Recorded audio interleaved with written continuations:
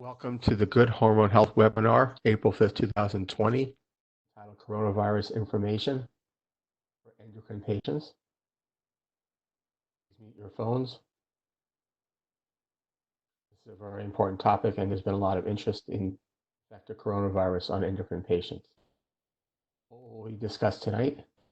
So we'll discuss what is COVID-19 and how is it transmitted, what can endocrine patients do to prevent getting coronavirus 19, which endocrine patients at are higher risk for getting sick with COVID-19, and what Dr. Friedman is doing to keep his patients safe and healthy.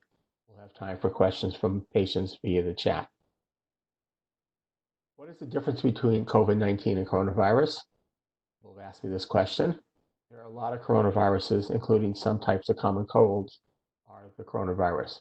However, COVID-19 is the novel coronavirus. That means it's a new virus that was never around before, that originated in Wuhan, China in December 2019. That's why it's called COVID-19. And in terms of patients that I know, as far as I know, one patient DS from New Jersey, was sick with the coronavirus. She's doing better now, and I wish her a complete recovery.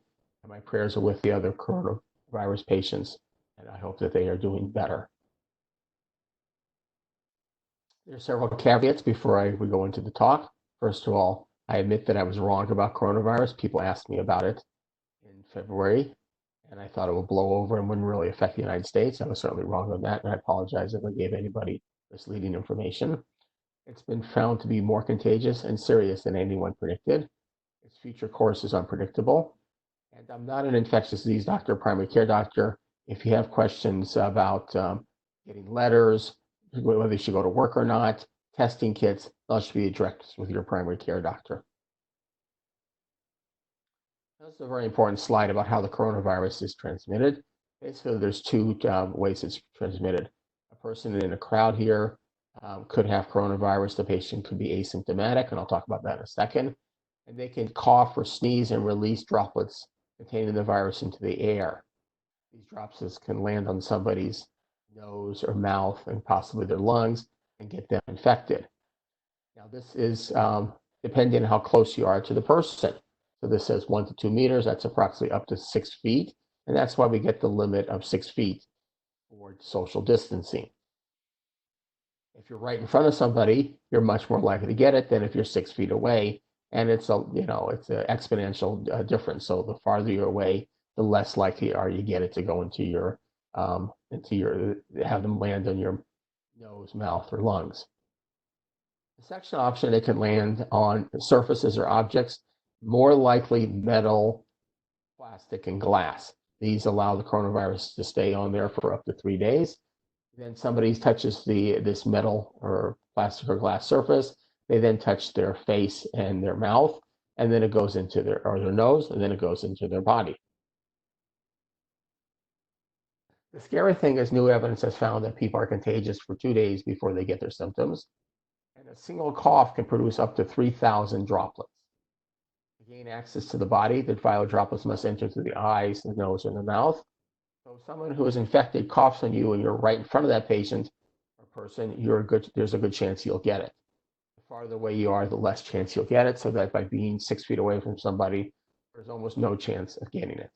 And that's why this idea of social distancing of 6 feet is recommended. And that's why there's been stay-at-home laws to keep people away from somebody who's contagious. And again, that person could be asymptomatic but still be contagious. So if somebody who's infected, even with no symptoms, coughs or sneezes on something, the particles can land on the surface. You can touch the surface, pick up the particles, and then touch your mouth or your face, and then get infected. The virus may remain viable for up to 3 days on hard surfaces like metal, glass, and plastic. However, porous surfaces like clothes and hair do not harbor the virus, or at least don't harbor them for more than a couple seconds. However, potentially an infected asymptomatic person can touch a box of cereal at the store, pick up another one, and you touch the infected one, you touch your mouth, and you get infected. And that's why wearing gloves, especially in public places, is recommended. That's why not touching your face is recommended. And that's why frequent hand washing or using hand sanitizer for 20 seconds is recommended. terms of transmission of COVID-19, I would use the term universal precautions. This is what people used when the AIDS virus first came out, and I think it's similar. Everybody should be cautious. You should act as if you're infected and the person in front of you is infected. I don't think, however, there's a need to take off your clothes or shower when you come inside, as it doesn't seem to stay on porous items like clothes and your hair. What are some of the symptoms of COVID-19? The primary symptoms are listed over here: fever, runny nose, dry cough, shortness of breath, fatigue, and body aches. Not everybody gets all these, but these are the more common one. If someone gets sicker, they have a high fever, and they can get pneumonia where they have shortness of breath and trouble breathing. What should everybody do to not get infected? Don't panic, be smart, be safe, be a germaphobe, respect the Rona. Don't panic, be smart, and listen to public experts. What else should you do? Stay at home, wear gloves when you go outside, wash your hands or use a hand sanitizer for 20 seconds every few hours or when you come inside. Take your shoes off, don't touch your face, limit people who come to your house or to your immediate family. What else should you do? Get plenty of sleep, exercise, eat healthy. And I'm concerned that April will be the month with the highest amount of spread. So this is a month you should especially do all these things. What about wearing a mask? Probably a good idea if everyone wore a mask. It's more likely to prevent an asymptomatic person from transmitting the virus than from one person getting it, but it could potentially help for both. And however, there is some talk that masks can potentially harbor the virus. The virus can stay on the outside of the mask. If somebody coughed in the distance of you, so I think it'd be reasonable to spray with a disinfectant after wearing one.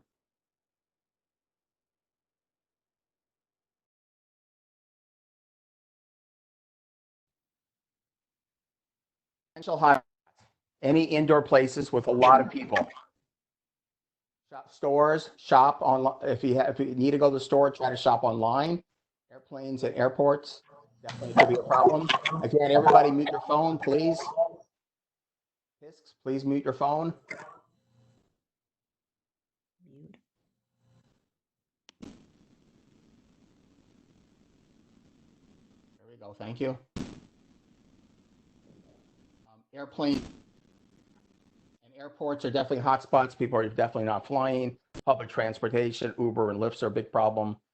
Doctor's offices, I think most doctors are now doing things remotely, but if people have to go to the doctors, please try to be careful when they go. And labs, I'll talk about labs in a second. Labs are still open, labs are still needed, but please try to be careful when you go.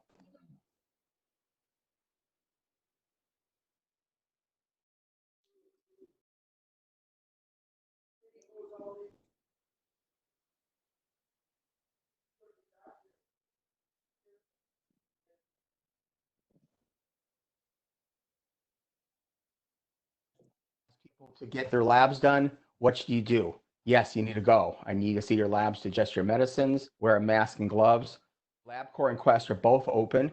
Quest has a new peace of mind program for lab services not related to COVID-19. If you have COVID-19, you cannot go to LabCorp or Quest to get tested. You need to go to your primary doctor.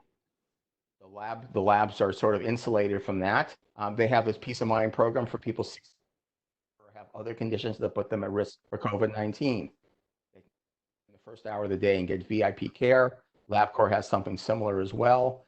Both labs only allow a few people in the waiting room. They sterilize everything between patient, the staff, which will draw your blood and check you in, wear a face shield.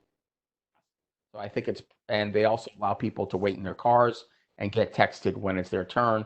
So I think labs have done a great job of trying to keep safe, and I would definitely encourage people to go ahead and get their labs done if they need to. So one question is, how is COVID-19 tested? So it uses a technique called polymerase chain reaction, or PCR. It tests for the presence of the virus in the nasal swabs or respiratory fluids. It's very specific, and it tests. It won't tell you whether you had it a month ago or current or recent infections. It really needs to go deep into the nostrils for collection. Both Quest and LabCorp perform the test, but the patient needs to go to their primary doctor who can order the swabs and do the test. The turnaround time is a big problem. It takes up to 10 days. And people want to know what they have sooner than that. By that time, you could have infected 1,000 people. Constance, please mute your phone.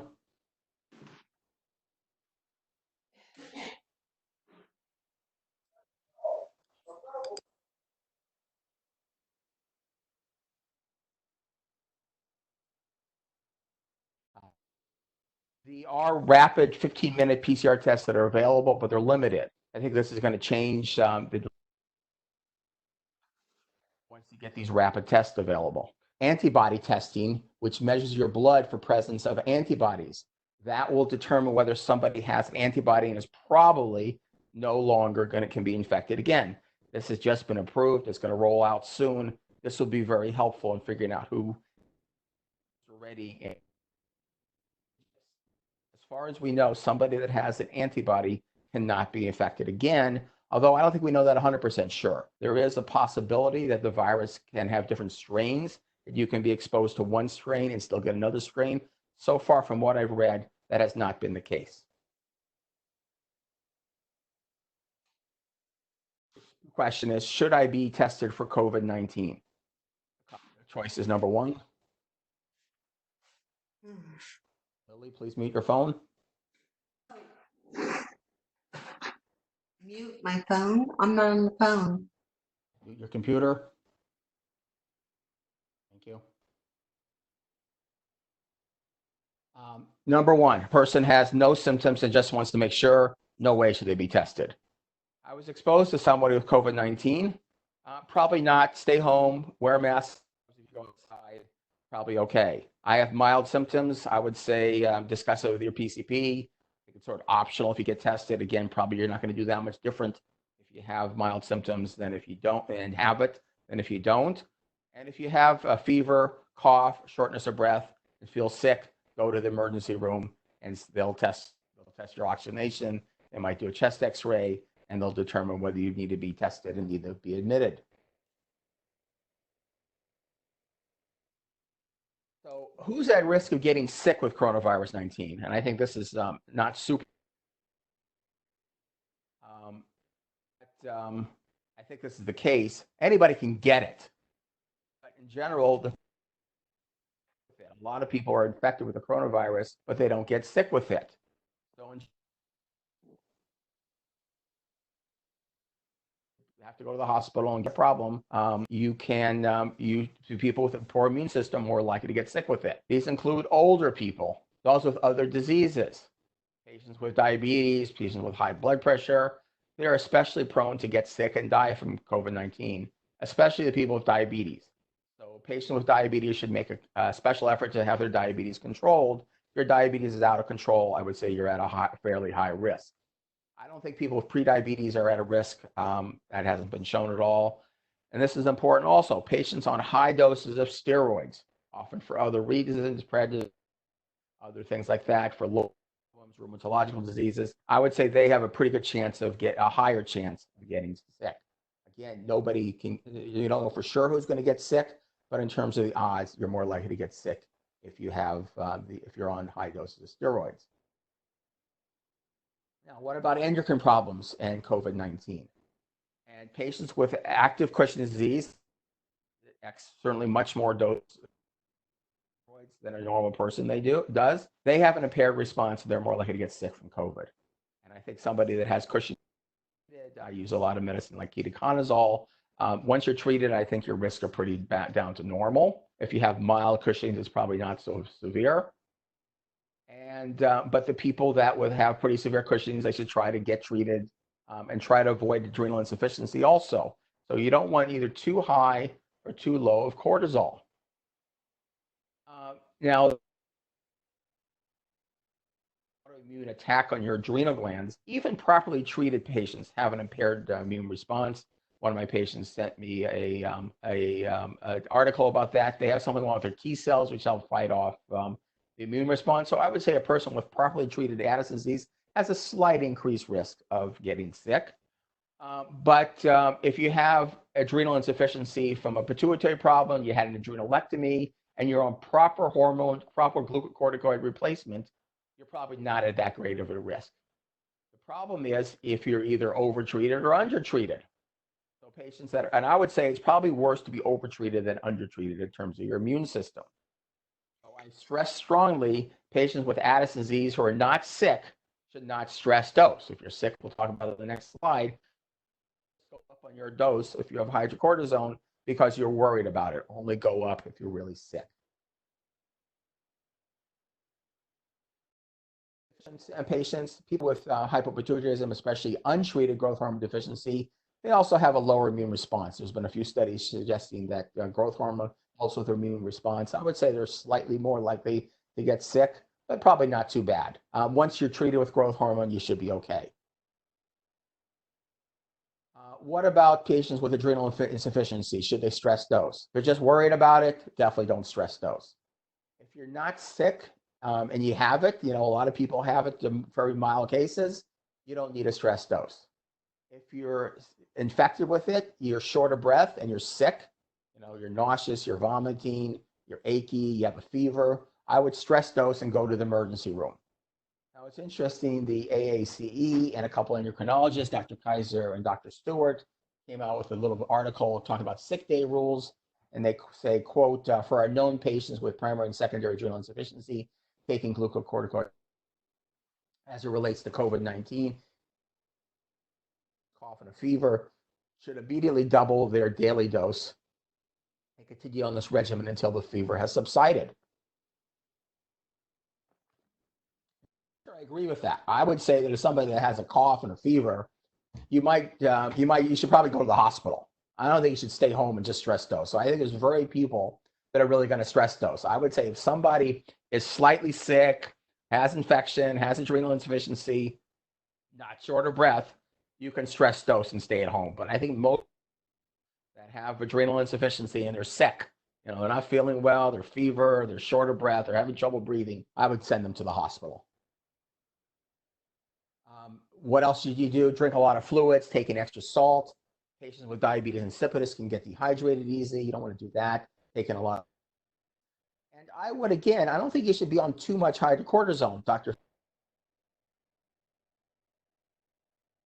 And when you get my quote in the Endocrine today, I talk about people not hoarding their medicines and not overdoing their medicines. So I would say it's reasonable to double your dose of hydrocortisone. Dr. Finley said triple your dose.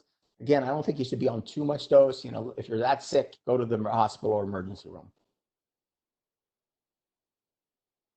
And the following people are not more likely to get sick. Those with thyroid disease, hypothyroidism, Graves, Hashimoto's, all those hyperthyroidism, all those people are unlikely to have any more problem than the rest of the population. Patient with hypopituitarism, if your ACTH cortisol axis is either preserved or replaced properly, growth hormone if you're replaced. Menopausal women, perimenopausal women, they should be okay. Hypogonadism males should be okay. There's a lot of things going around on social media about medicines that make it worse. I've seen things about ACE inhibitors. These are medicines for blood pressure, benazepril, lisinopril, angiotensin receptor blockers or ARBs, such as losartan, olmesartan. Some things going around the internet to suggest that these make things worse. I don't think there's any good studies on it. Most of the experts say it's probably pretty safe. Some of the things, at least maybe a week ago, was going around about Motrin being unsafe. One guy posted about like all his patients that were sick were on Motrin. I'm not sure that's most of the experts say that's not really been true either. If you're taking the Motrin, you don't really need it. Maybe you can stop it, but if you need it, I would probably stay on and discuss with your doctor. Okay, next question is about medication supplies. There's some reports of some pharmacies being out of cortisone. Most pharmacies have it. Mail-in pharmacies have it. You should not panic. You shouldn't ask to switch to prednisone. Shouldn't ask to go on a different type of long-standing glucocorticoid, long-acting glucocorticoid if you're already titrated your dose. Just stay where you're at. Ask a different pharmacy or use your mail order if you have trouble getting it. There's no documentation that the manufacturer. A lot of people email me and say they want extra supplies of the medicines, and I don't really recommend that. Most insurances don't allow this. They carefully monitor medication use. Please don't ask to annotate the shared content. Most insurances don't allow extra medicines. They carefully monitor it. They usually send people when they're due. And I would recommend, people worry, what if my pharmacy closes or I can't get out, I'm on isolation, use the mail order pharmacy. You can sign up for that from your computer. You can get auto refills. You can ask us to switch your prescription over to your mail order. You get a constant supply of medications. And I would contact our pharmacy well in advance, as processing times may be slower. I think the mail order pharmacies are doing a great job, but they seem a little slower. Our staff is overburdened with people asking for medicine refills during this time. So think ahead, ask for a refill, but don't panic. And if we don't call you back in a day, don't get upset. There was some issues, I think maybe a couple of weeks ago, it's really hasn't come true, that the raw materials from China would be limited, and that may limit the manufactured drugs. So people wanted to hold drugs before this happened. This hasn't turned out to be the case. It may be I think in general, America should be trying to manufacture their own ingredients for drugs, but it's turned out to be not true. Possibly the rate of infection in China is decreasing. Well, this really isn't an issue either. Okay, when will this pandemic end? No one knows. Let me repeat that. No one knows. My guess, this is an educated guess, is I think we're going to be in this for a while. I would say late summer at the earliest. And the current rate of transmission is for each infected person, 2 people get it. Therefore, the infections rate double every 2 days or so. The restrictions and the limitations on the going out and businesses will end only when the rate of transmission is less than 1. That means that less people get it than currently have it. And I don't think they're going to end these restrictions, the stay-at-home things, the business things, if it just plateaus out. I think it will only end when the rates are actually almost stopping, and be a long time coming, I'm afraid. I wish it wasn't the case, but that's my guess. Some people thought that it will decline when it's getting warmer, but it's already still going strong. And a lot of hot areas, Singapore, the temperatures in the 90s, they're seeing an increase. It's reasonably hot in the United States, and we see no evidence that it's declining in the summertime. It's when the days get longer. There's more like the sun rays are more intense. Some thoughts that it might decline in the summer. I don't think that's happening. And I think it's going to continue well into the summer, if not into the fall. And it may even resurge in the fall when flu season starts. People start coming down with the flu. They're inside more. They're hard to tell whether they have the flu or the coronavirus. So it may resurge even then. What will end the pandemic? Strict social isolation. I think there needs to be rapid testing, readily available testing for the virus. It has to be something that you can just go to drive-in place and get the results right away, find out if you're infected or not. Herd immunity, when enough people have antibodies that they're no longer infected. I mean, I would say if I wanted to be a pessimist, the coronavirus is a serious thing.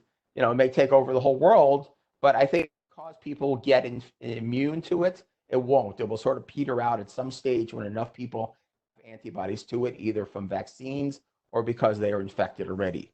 I think antibody testing will break through here. When people find out they're immune to it, I think those people can go back to work. They can be the doctors and the providers. They can be the healthy people, and the other people can stay at home. There's going to be a couple different types of treatment. I think the treatment has to be FDA approved. There's a lot of things going around in social media that are not approved, that probably aren't going to work too well, include hydrochloroquinone, some antibiotic things I think are very likely to work. I think there has to be studies. The studies are ongoing rapidly. There's thousands of studies going on now. And I think we'll find out in a month or so some things that actually end up working. There's going to be 2 things that works. One that will help prevent people from dying from the disease. When someone's sick, they'll get some drug. And the second thing will be to prevent the people that are infected from getting sick. And they have this thing, PrEP. I think some people may know about this, PrEP, for HIV. Somebody can get infected with HIV and not get AIDS because this blocks the virus from replicating. I think the technology that's the most interesting, that what happens with this, is called CRISPR. The CRISPR technology blocks the RNA from replicating. It'll be one shot that will bind to the coronavirus RNA and prevent it from replicating. I think a lot of people are working on this. Very specific, will work very well, but it'll probably be very expensive. This CRISPR technology from neurological disease and may cost $1 million a go. I think it'll be cheaper with coronavirus, but this will be a very expensive and very specific technology, and there'll be a lot of ethical issues about who gets it. And then the other area that I think is very promising that people have talked about a lot, some people say it won't happen for another year. I think it might be a little faster, is vaccines. The vaccines need to be tested. They have to be proven to work, obviously, but I think the vaccines will be a game changer. I think this is a very emotional time of emotional, tough time emotionally. I'm concerned about people's emotional well-being. This is a very difficult time. There's a lot of stress. There's a lot of anxiety, a lot of family battles. I think a lot of families, the male is more cavalier, the wife is more cautious and concerned, and there's a lot of tension in families over this. People are practicing this social isolation. I don't like that term. People need to be social with other people, but keep your distance. Reach out and call people, as the old commercials used to say. Do FaceTime, do Zoom, do this with your family members, your friends. Try to still be sociable. Keep exercising. Go out and walk, go on a bike ride. I went on a bike ride today, felt great. Use online exercise resources, yoga, and that are quite good that you could do to keep exercising. Time to be your creator. Think about your direction of your life. Use this time to be productive. I'm also concerned about people's financial well-being. This is a tough time financially. It's going to get worse.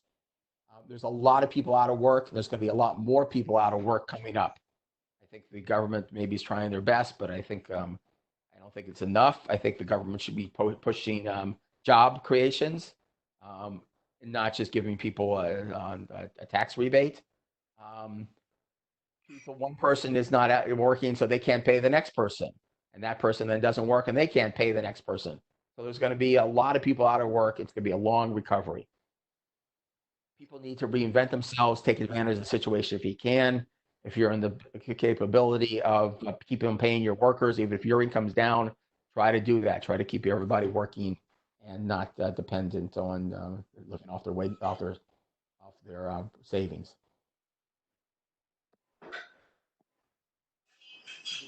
Please, again, mute your phones, everybody. Heidi, please mute your phone.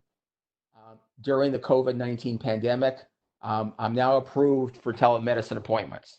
I was previously approved only for in-state. Now my malpractice insurance company allows out-of-state patients. I encourage people to use FaceTime. There's other things for non-Apple, non-iOS users that people can use for remoting. It's working very well. I think patients like it a lot.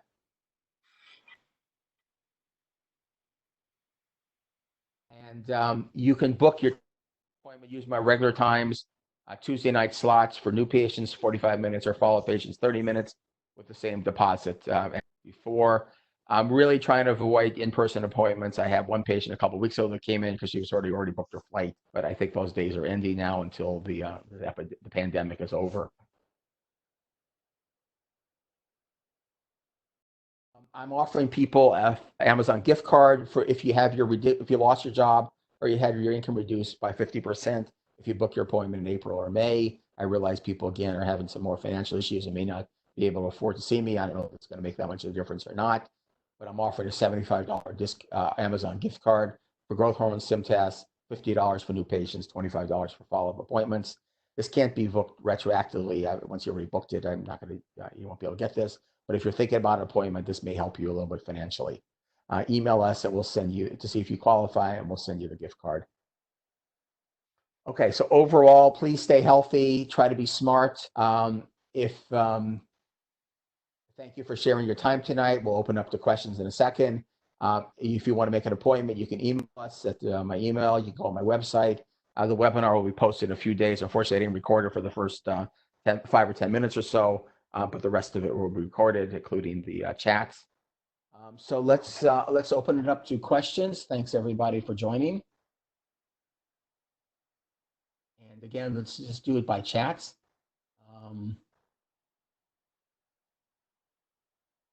Okay, let's start, I guess, at the top here. A lot of questions here. Most of these are about hearing.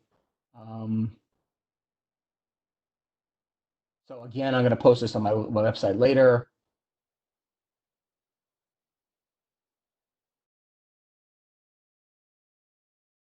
Patient Cindy asks, I have Sjogren's. Am I more at risk for getting COVID? I think yes, a little bit, especially if you take immunotherapy drugs like the Humira and those type of drugs really suppress your immune system. So that would be a big problem. Rhonda always asks again, when you say go to the emergency room for symptoms of a fever, what do you consider a fever? I think 100.4 is reasonable. Yes, I agree with that.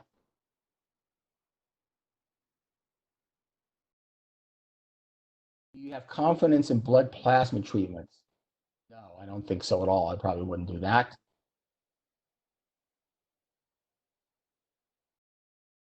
If you have a spouse who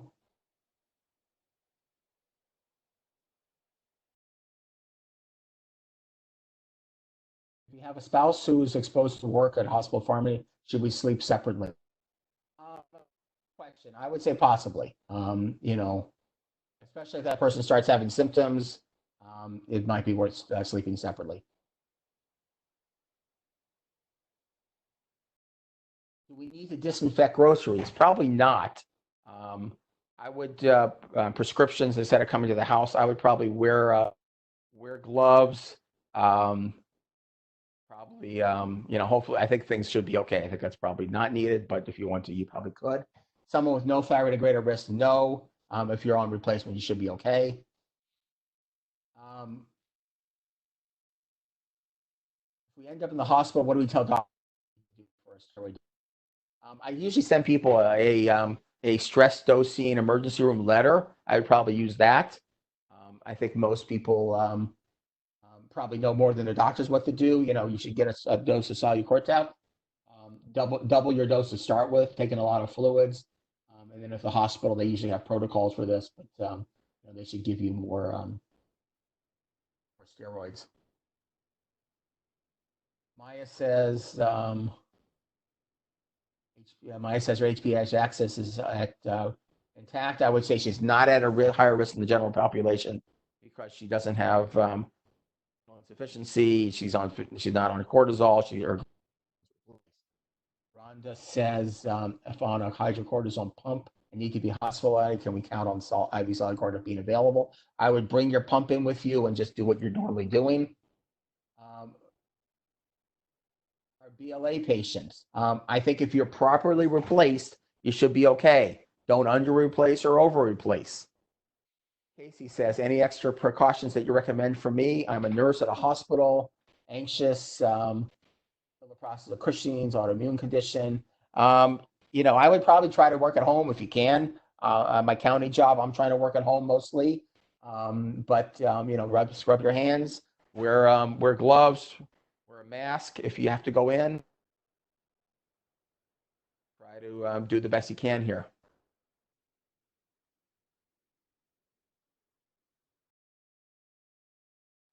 Somebody that has a low body temperature, what's their fever? Probably still is going to be about 100.4, 100.5. Hospital's only taking people with very low oxygen. You at home, be on the shot. I think it's still the hospital can test your oxygenation. They can do a chest X-ray, see, how you're doing. You can also talk to your primary doctor about it. I think if you're not adrenally insufficient, if you are adrenally insufficient, just take your doses, stress dose, double your dose. Other than that, just do your common sense things. Try to stay healthy and try to keep hydrated. Linda says, I have issues with heat, can't tolerate it. How would a fever affect this treatment? You probably should, keep on taking on your fluids in as much as you can. Make sure you stay hydrated. Increasing your fluids when stress dosing.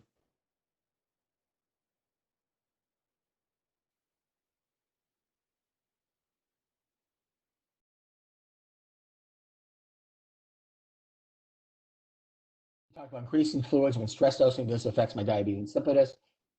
I would go by fluid status and your thirst a little bit. You don't want to be overhydrated or underhydrated of this. I think when people are sick, they tend to be underhydrated, and they need to take in more fluids. But I think if you're not that sick, then just try to use common sense and to do normal fluid replacement. I'm not on steroid replacements. I had one surgery, but I haven't had higher. But I've never bottomed out. You're probably okay if you're not taking too much or too little cortisol. If I were in the hospital, would you advocate hydrocolon or plus an antibiotic? No. Antibiotics makes no sense to me, as this is not a bacterial infection. The hydrochloroquinolone, I don't think is going to be the answer here. So I would probably, you have to listen to what the hospital says, but probably not. Susan asks, supplement hydrocortisone, thyroid, estrogen, empty cella, can't take growth hormone anymore. Am I at risk because of low IGF-1? Probably only a touch, probably not that much. I think, the growth hormone is a statistical thing. I would say you're not at that much of a risk. I think in general, people that are have growth hormone deficiency, that's just a slight risk, I would say. If it's untreated. I would not take more hydrocortisone, stick on what you're taking and try to balance.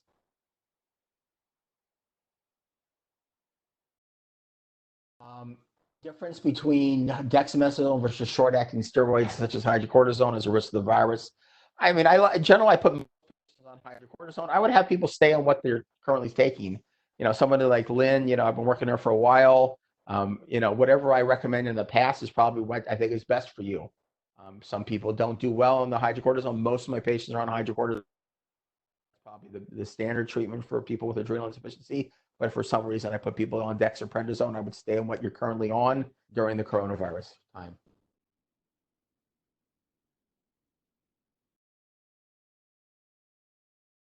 Chelsea says, I am on ketoconazole without surgery. I would say you're probably okay. Again, I think the ketoconazole is working on people. As long as you're not adrenal insufficient, lowers your cortisol at night, you're pretty unlikely to be adrenally insufficient. Just watch out for symptoms of low cortisol.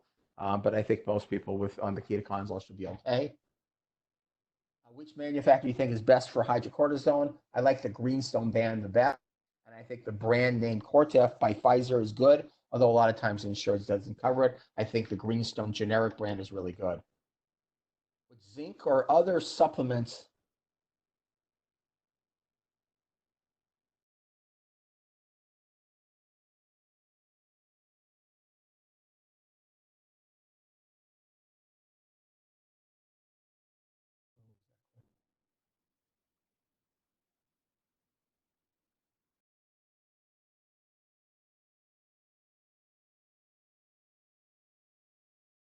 what do you suggest for those struggling? Just out turmeric, oregano oil, and astragalus as supplements for immunity. I don't really make that much of a difference. Moxie Melissa says there's a country called Dispatch Health that is nationwide. They can give IV fluids at home. They're going to see if they can carry Cortef. Could help with people. It might be a good idea. Thank you, Melissa. Do you think we need a self-isolated possible? I would say yes. I guess that's the whole purpose here is assume that you're infected and the person around you is infected. I think your family members are going to get it anyways, probably. You probably know, but I would probably try to avoid being around other people, having other people come to your house. I think this we're already gone this way. Most of the government, the leaders of our governments all suggest the self-isolation. I think that's going to be the way we're going to go, and I wouldn't argue with that. I have to stay home with my wife, probably. We more at a risk to go to the ER than when we stay home until we have difficulty breathing. I have fever and fatigue so far, but no shortness of breath. I think it just sort of depends on how sick people feel. People sort of know when you're sick, if you just can't get out of bed, you're nauseous, and you're really, trouble struggling breathing, then I would probably go. Um, the Cindy asked about she couldn't hear the video, so I'm going to post my slides. The slides are already available on my Dropbox, and the invitation had that, so you can listen to the video. It's also pretty available on YouTube if you are in the social media. I think if you check something like Czech Republic and Mass, you can get it.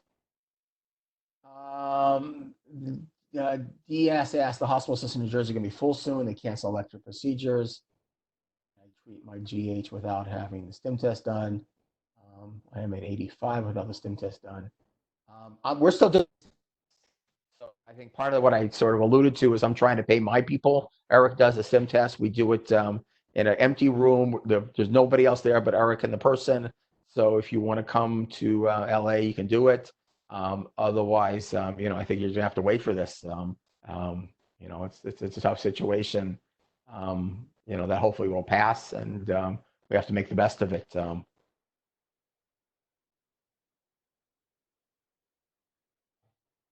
Will the hospital actually be able to help adrenal insufficient patients die slowly? Again, I think most adrenal insufficient people will do fine. I think the people that are on way too much steroids or no steroids will have the problem. Most people that get infected with this do okay. And then unfortunately, there are people that we don't know why they just plummet downhill. Whether they have diabetes or whether they have a bad or worse immune system than people thought, they're elderly, they're older. All those things are risk factors, but right now we don't know why one person can get really sick and one person not. I think the hospitals will give the right. It'll have enough ventilators and will give people enough treatment. In my system at the Department of Health, we have less patients in the hospital than we used to. They've ramped up with ventilators. They're trying to pull out reserve people. At least in many systems, I think people are ramping up for a surge. I think in the East Coast, New York and New Jersey, it's worse now. But I think people will still do okay. They can do the best they can. People will do okay. I haven't seen any definite proof that it cannot linger in hair and fabric. If that's the case, why they were in gowns in hospitals now on flights. So I just heard a webinar from where I work, Department of Health Service in Los Angeles, by an infectious disease doctor. And that's what she stated. She says it doesn't stay in porous areas like hair and fabric. I think she's probably a smart person. She's probably right. But if people want to be overly cautious, they could. But I think a lot of experts say it doesn't really stay around much. Paper, and metal, that's the worst thing.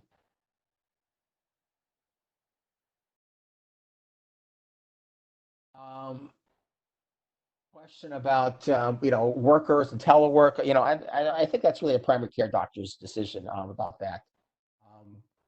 I think most companies are more and more letting people telework. I think they're afraid of being sued. They don't want sick people to come and transmit it to people. My center where I work at DHS, I had a battle a little bit with my medical director, but we're getting to work from home for the most part. We actually had a case last week near where I work, so they're being more people to self-monitor. I told her if there are people and transmitting to people, people should stay home and trying to telework. So I think more and more companies are going to realize this, and they're going to allow their employees to stay home. Sort of between you and your company, you have to just convince them that you could do your job at home and it's safer for everybody. Why people die so quickly, I don't know that. The different immune system issues. I don't think it's a strain issue. At least we haven't seen different strains. That would sort of make sense that there is different strains. Some are more aggressive than others, but we haven't seen that yet. Immunocompromised, no natural killer cells. I don't test. I don't killer cells. Not sure how accurate that is. But again, in terms of the labs, I think the labs are trying to do a pretty good job of keeping things safe. just try to wait outside, wear a gown, only go right into there and come right out if you can. But guys have to decide yourself. Lysol wipes are impossible to get. So yes, bleach and water might be a good option, sure. I think I've seen some Lysol wipes in some of the stores and some online spots to find that if you. Um, do you think ER people will think AI patients are workload stuffing? I think so. I think this is overblown about people being denied care. At least the most of the country. I think that's going to be okay. I hope so.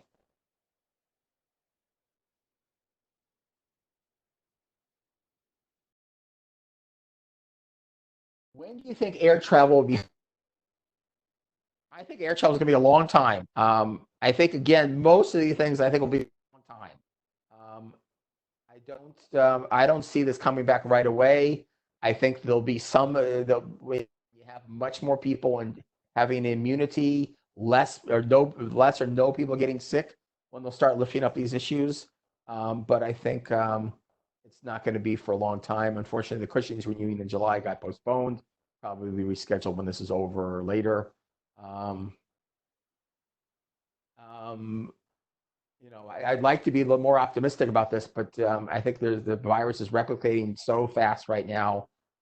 It sort of depends on when the treatments come out, when as I mentioned, drugs to both prevent the virus from replicating and prevent people from getting sick will be game changers. I think antibody testing will be a game changer. Rapid PCR testing will help with a lot. All those things need to come in play. Plus, just people need to keep the social distancing for this to start.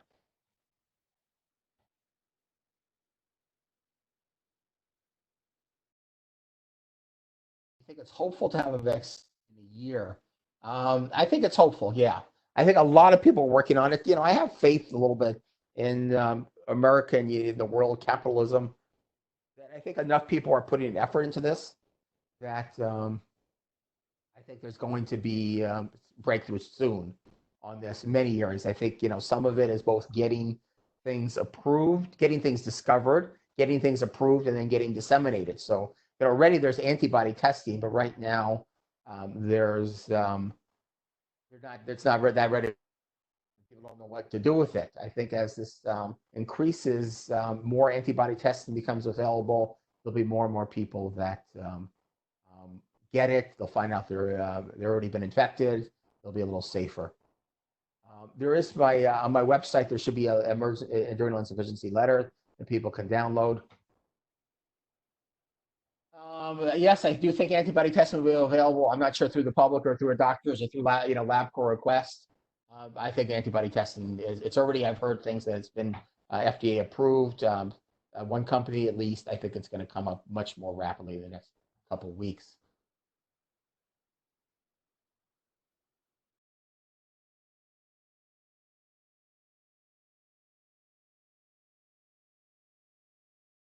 Okay, walking your dog. I heard the person that infectious disease said about that.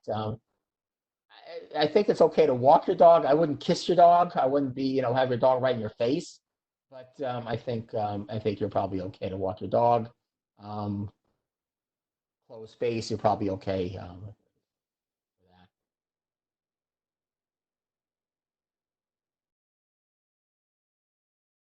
We had a lot of chat questions. I'm not sure I got to everybody. I'm not sure I got to the most important ones. I think some of the things Sam asked. Published data about successful social distancing. A lot of people my age are not taking it seriously, and I would like to print in data. Um, I don't. I think it just sort of makes sense. As I said, the virus um, travels. The closer you are to where the virus gets released, the more likely it's going to land on you, and it's so exponential. So if somebody coughs right in front of your face, you have a good chance of getting it. If you're 2 feet away, you have less of a chance. 3 feet away, you have less a chance. 5 feet away, less a chance. 6 feet away, there's no chance. So I think just that idea it makes a lot of sense to me. Um, and I don't think there's going to be a double-blind study comparing, um, social distancing, but not. But I do think it makes sense, and I think people should try to look to the guidelines. That's especially this month. I think again, this month might be the worst month. Social isolation is awful, especially if you live alone. Important to get outside. Yes, get some sun, please. Go outside, call people, talk to people, Skype people. Try to be in touch with other people. I'm not in general, people know I'm not a big fan of social media. I think there's a lot of misinformation, but if that helps you stay connected to the world, people like finding out what's happening around the country with this. Um, this idea about getting antibodies from patients who survived, I think we're a long way off from that. I'm not sure I would recommend that right now. It's possible the virus could be transmitted in that, but I think as this goes in the next couple of months, you have a lot of people working on this. You have a lot of smart doctors. You have a lot of smart drug companies and venture capitalists, people that are trying to figure out the solution here. I think there will be breakthroughs. I think we'll get a lot more answers. And I think people should do, sort of smart things that are somewhat approved and not just something floating around on social media.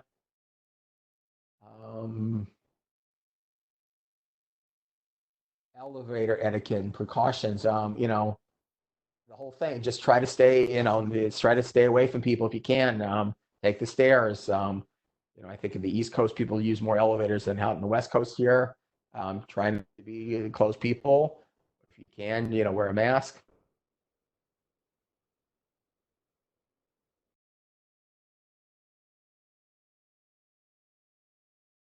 Vitamin D level may go down to less exposure to the sun. It may a little bit. I think most people honestly don't get that much vitamin D from the sun unless you sort of like wear short sleeves and not much clothing. Obesity. I don't think obesity has really been studied that much. I don't think people that are obese in general have that much effect on their immune system. Kelly says a lot of meetings by Zoom. Try to be social events by Zoom is really a great idea.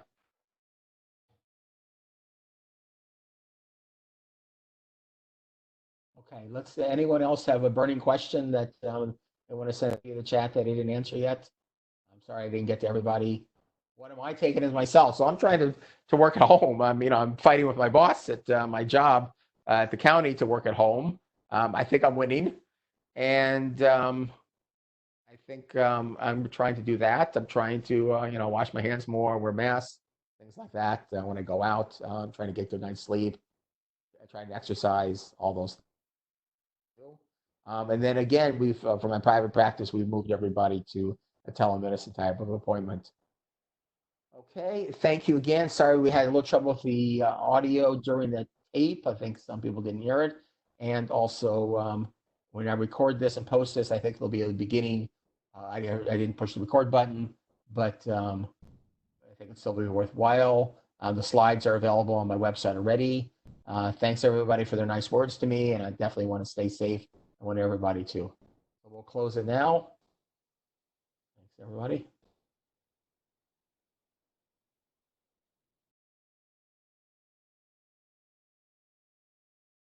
Bye.